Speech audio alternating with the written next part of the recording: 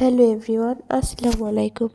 চলে আসলাম আরও একটি ভিডিও নিয়ে। দেখেন এইখানে কি আমার খালাতো ভাই আমার জন্য রসমালাই নিয়ে এসেছিল। আমার জন্য না, আমার জন্য আর আমার ভাইয়ের জন্য। আমার ছোটো ভাই রাইয়ান আসলে কথায় কথায় রসমালাই খেতে চেয়েছিল, সেই কথা শুনে ও রসমালাই নিয়ে এসেছিল। তারপর আমি বলেছিল ভাইয়া আমার জন্য পেঁয়াজি নিয়ে আসো, ও আমার জন্য 4টি পেঁয়াজি নিয়ে এসেছিল। আসলে ভাইয়েরা এমনই হয়। তারপরে আব্বু রসমালাই আমাদেরকে বেড়ে দিচ্ছিল। রসমালাইগুলো খেতে আসলেই অনেক মজা ছিল। আর রসমালাই কে পছন্দ না করে বলেন? আমাদের সবারই তো রসমালাই অনেক পছন্দ। বৃষ্টির ভিতরে আসলে রসমালাই এই সেরা। আমার রসমালাইয়ের যে ঝোলটা খেতে অনেক বেশি ভালো লাগে।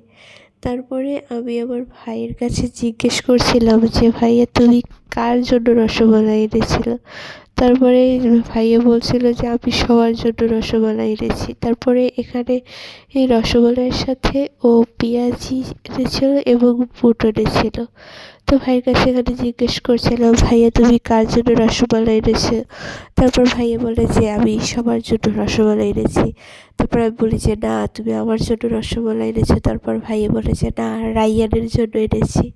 তখন আমি বললাম যে রাইয়ানের জন্য আনলে তো আগেই আনতে পারতে, তাহলে এখন কেন নিয়ে এসেছো? তারপরে বলে যে না, সবার জন্য এনেছি।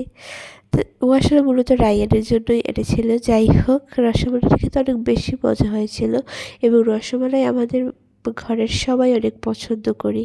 এবং এই দেখেন আমি এখানে অনেকগুলোই নিয়েছিলাম। আমার এখনই জিভে জল চলে এসছে। বৃষ্টির মধ্যে আসলে রসমালাইটি আমার অনেক বেশি ভালো লাগে।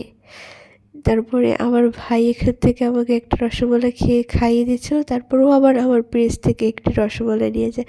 আমি মনে করেছিলাম ও আমাকে ভালোবেসে হয়তো দিচ্ছিল, কিন্তু না। তারপর দেখি ও উল্টো আমার বাটি থেকেই আরেকটা নিয়ে যায়। যাই হোক, সবাই ভালো থাকবেন, সুস্থ থাকবেন। আল্লাহ হাফেজ।